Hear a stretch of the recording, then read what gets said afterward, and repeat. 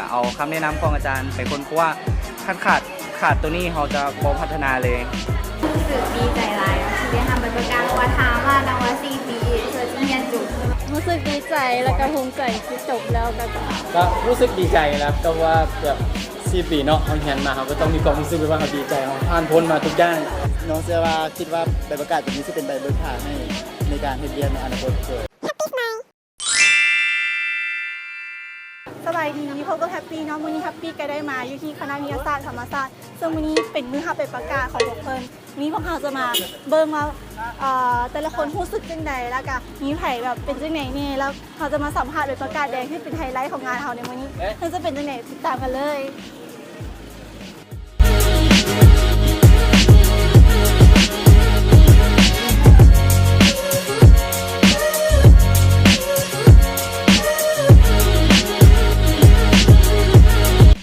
กับมาฮอดผู้สัมภาษณ์คนดีของเขาก็คือได้เต้สาวงามคนนี้มาอื่นมาเขาจะมาถามชื่อคนก่อนคนชื่ออย่าง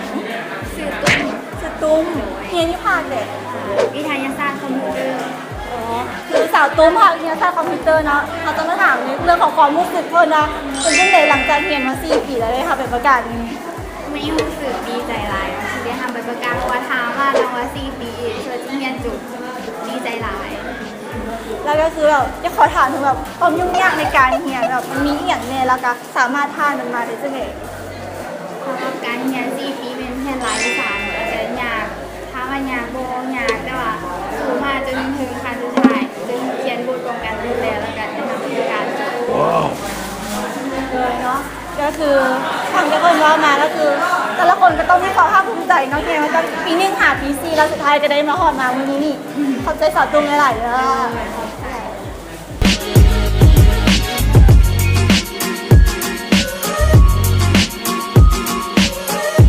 อมาฮอดผู้ที่สอบของเขาก็ยังอยู่กับสาวงามคือเก่าก่อนอื่นนะคะสิมาถามชื่อเพิ่นก่อนว่าเพิ่นชื่ออีหยัง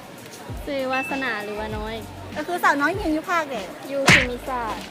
ก็คืออยากถามสาวน้อยเนาะในการเรียนอยู่ภาคเคมีศาสตร์ปี1หาปี4ค่ะสาวน้อยแบบครบข้อยุ่งยากแบบแต่ละสามารถผ่านมันมาฮอดมื้อนี้ได้จังได๋จะมีข้อยุ่งยากแต่ก็สู้แล้วก็ผ่านมันมาฮอดมื้อนี้ได้ก็คือในสุดกับมาฮอดมื้อนี้เนาะแล้วเราจะถามความรู้สึกในมื้อนี้รู้สึกจังได๋แบบเรียน4 ปีมาแล้วเขาก็ได้มาทำแบบประกาศในมื้อนี้รู้สึกดีใจแล้วก็ภูมิใจที่จบแล้วก็จะได้ไปเฮ็ดเวียกต่อไปโดยเข้าใจหลายๆ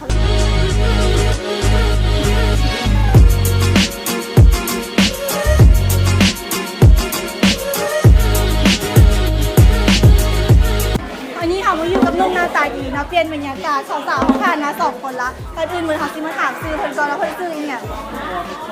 สบายดีครับเจ้าเองชื่อของปองเกสร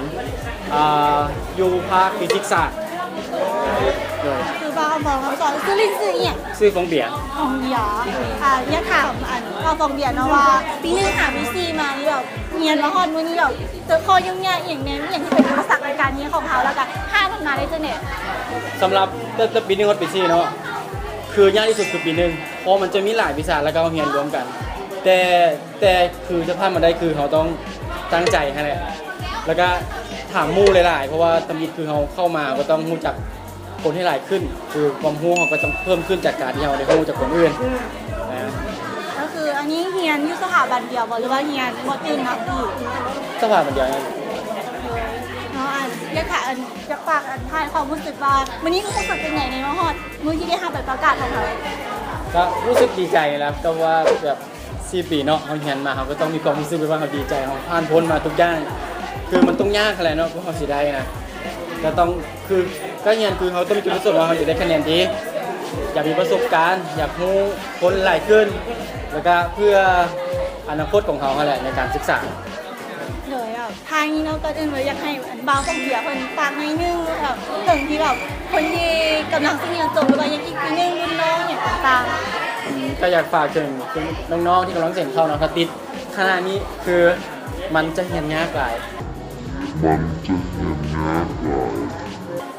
มันเห็นยากเรื่องอะไรเห็นยากแล้วก็คือส่งมาเขาก็ต้องมีความอดทน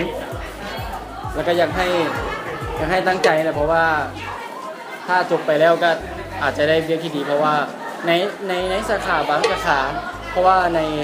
ประเทศลาวเขาก็ยังไม่นิยมแต่ว่าเพื่อนก็ยังขาดบุคลากรอยู่ทางด้านคือฟิสิกส์เคมียังขาดหลาย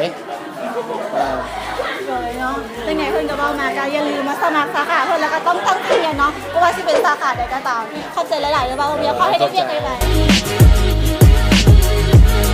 อีกคนหนึงของเฮาเนาะกับซึ่งอย่าง เจ้าสบายดีซื้อเทน่าเนาะ คือบ่าวเทน่าเฮียนอยู่ภาคเด็ก เรียนอยู่ภาควิชาเคมีศาสตร์เจ้า บ่าวเคมีเนาะวันนี้เรามาเจอบ่าวเคมีอีกแล้วอยากถามเนาะบ่าวเทน่าว่าปี1หาปี4นี่แบบเขาผ่านอีหยังมาแน่แล้วแบบได้อีหยังกับมันในความประสบการณ์ในการเรียนของเขา สำหรับการเรียนอยู่ในสำหรับตั้งแต่ปี1ฮอดปี4เนาะก็ได้ให้ประสบการณ์อย่างหลวงหลายก็คือได้เรียนรู้ถึงประสบการณ์หลายอย่างทางด้านการเรียนเช่นว่าได้เรียนรู้หมู่ใหม่ได้หมู่ใหม่ได้มิตรภาพที่ดีแล้วก็ได้บทเรียนแล้วก็ซึ่งไปต่อยอดไปถึงอนาคตก็คือในการเฮ็ดเวียกเจ้า หน่อยเนาะแล้วแบบขอถามความสัมภาษณ์ความรู้สึกวันนี้เนาะแบบ โดย ปี1หาปี4เขาวันนี้ได้แบบประกาศวันนี้รู้สึกจังไงแน่แบบ โอ้รู้สึกดีใจหลายเนาะที่ได้รับใบประกาศในมือนี้ก็คือเรียนมา4ปีก็เพื่ออันนี้ใบประกาศใบนี้ใบเดียวและก็น้องเชื่อว่าคิดว่าใบประกาศตัวนี้จะเป็นใบเบิกทางให้ในการเฮ็ดเวียกในอนาคตเลย โดยเนาะขอให้ใบประกาศไปนี่เป็นใบเบิกทางแล้วก็ขอให้ได้เวียกไวๆแล้วก็ได้เงินเดือนหลายๆเนาะเข้าใจหลายๆว่าที่นะ เข้าใจหลาย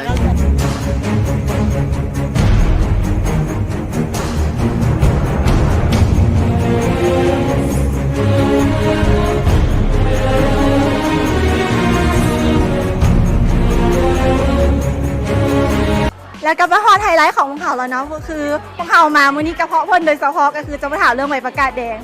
ก็คือคนนี้ของเขาก่อนอื่นมื้อให้เพิ่นแนะนำชื่อก่อน เดี๋ยวนะค่อยซื้อจิมมี่ได้ ก็คือจิมมี่เนาะเขาฮู้กันแล้วก็คือจะมาถามเพิ่นก็คือว่าเรียนสถาบันเดียวหรือว่าเรียนจากสถาบัน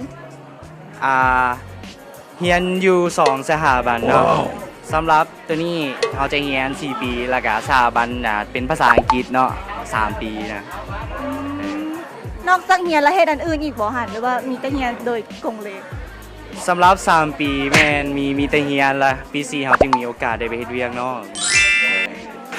ก็คือฟังคนน้องมาแล้วเพิ่นเรียนทั้ง2สถาบันเนาะแถมยังเฮ็ดเวียกพาร์ทไทม์อีกแต่ก็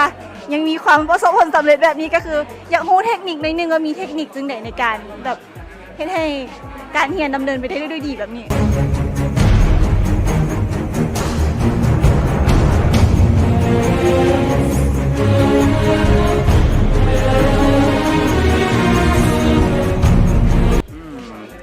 สำหรับเทคนิคกับบ่มีอย่างหลายเนาะก็คือเขาต้องรู้จักจัดสรรเวลาของตนเองเนาะ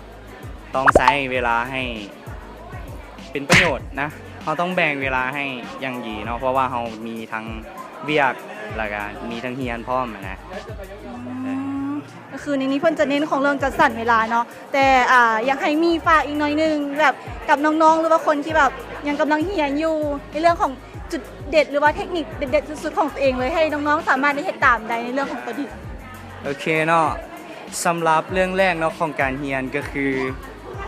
เขาต้องเข้าใจว่าเวลาเขาเรียนคือเขาต้องเรียนนะเขาต้องจดจ่อกับสิ่งที่เขากำลังศึกษาอยู่เพราะเขาบ่ให้ขาดว่าขาดตอนว่าซั่นซะเดี๋ยวเขาสิพลาดเรื่องที่อาจารย์กำลังเน้นอยู่นะคือเขาต้องพยายามเข้าถึงเนื้อในใจความของวิชาที่เขากำลังเรียนอยู่นะแล้วก็ถ้าหากว่าเข้าใจก็ถามอาจารย์เลยเนาะสำหรับตัวนี้หรือว่าสำหรับการศึกษาแล้วเขาจะบ่จำเป็นต้องศึกษาเฉพาะในห้องเนาะเขาจะหาเวลาเพื่อหาข้อมูลทางนอกได้ตัวนี้เพราะว่าอาจารย์ก็จะบ่มีเวลามาสอนให้เราได้ครบหมดนะเดี๋ยวเอาคำแนะนำของอาจารย์ไปค้นคว้าขาดตัวนี้เขาจะบ่พัฒนาเลยเขาต้องศึกษาทางนอกนำ แล้วเนาะเราก็ได้ฟังไปแล้วเรื่องของเทคนิคของเพิ่นว่าจะเป็นการจัดสรรเวลาวิธีการเรียนของเพิ่นเฮ็ดแบบใดเพื่อให้ได้ใบประกาศแบบนี้ถ้าสำหรับ